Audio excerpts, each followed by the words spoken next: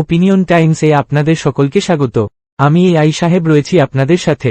Euro কাপের দ্বিতীয় দিনেই হাড্ডাহাড্ডি লড়াই। শনিবার রাত 9:30 ক্রোয়েশিয়ার বিরুদ্ধে খেলতে নামবে স্পেন। একই দিনে নামবে গতবারের ট্রফি জয়ী ইটালিও। তাদের প্রতিপক্ষ আলবেনিয়া। সন্ধ্যা 6:30 ম্যাচে হাঙ্গেরি মুখোমুখি সুইজারল্যান্ডের। এটিকেই ইউরো কাপের মারণ গ্রুপ বলা হচ্ছে। স্পেনের একসময় Andres Iniesta, Xavi, Sergio Busquets যে মিডফিল্ড সামলাতেন। ক্রোয়েশিয়ার বিরুদ্ধে স্পেনের অস্ত্র হতে চলেছেন 21 বছরের পেদ্রি। চোট আঘাতে দীর্ঘদিন মাঠের বাইরে থেকে ফর্ম হারালেও ইউরো কাপের আগে ফর্মে ফিরেছেন বার্সেলোনার ফুটবলার পেদ্রি। গতবার স্পেনের ইউরো কাপ সেমিফাইনালে ওঠার নেপথ্যে বড় ভূমিকা ছিল পেদ্রির। মাত্র 18 বছর বয়সে আন্তর্জাতিক মঞ্চে ভালো খেলে নজর কেড়েছিলেন। একের পর এক হ্যামস্ট্রিংয়ের চোট তার কেরিয়ারকে একসময় অনিশ্চয়তার দিকে ঠেলে দিয়েছিল। কিন্তু ইদানিং পেদ্রি আবার পুরনো ফর্মে। গত সপ্তাহে উত্তর আয়ারল্যান্ডের বিরুদ্ধে জোড়া গোল করেছেন। তবে শনিবার পেদ্রির কাজ কঠিন। বিপক্ষে লুকা মদ্রিচ ছাড়াও মাতেও কোভাসিচ এবং মার্সেলো ব্রোজোভিচের মতো অভিজ্ঞদের সামলাতে হবে।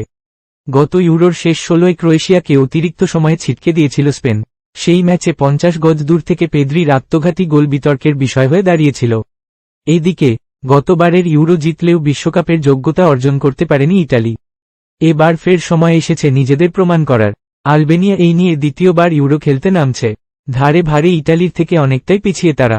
তরুণ দল নিয়েও আত্মবিশ্বাসী কোচ লুসিয়ানো স্পালেত্তি। দলের ফুটবলার ব্রায়ান ক্রিস্তান্তে বলেছেন, আমাদের হাতে একটা তরুণ দল রয়েছে।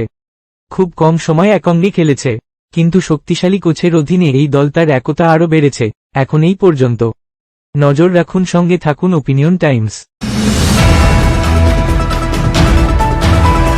ওপিনিয়ন টাইমসে আপনাদের সকলকে স্বাগত। পশ্চিমবঙ্গে এই প্রথম বাংলা নিউজ পোর্টাল। আমি এআই দিয়াসিনী, আর আমার সাথে আছে আমি এআই আদিত্য। রাজনীতির ডান থেকে বামের সব খবর আমার সাথে। আমি এআই ঐশানী। খেলা থেকে বিনোদন, সঙ্গে থাকবে সেলিব্রিটিদের কুটকাচালির খবর। আমি এআই সিদ্ধার্থ। বাজার অর্থনীতি থেকে রাজনীতির ওঠাপড়া, কুর্সি বদলের সব খবর আমার সাথে। আমি এআই দীপ্তি, থাকবো আপনাদের সাথে। সত্যের উদ্ঘাটন, নিরপেক্ষ বিশ্লেষণ, সঠিক খবর প্রদান। সঙ্গে থাকুন, দেখতে থাকুন ওপিনিয়ন টাইমস।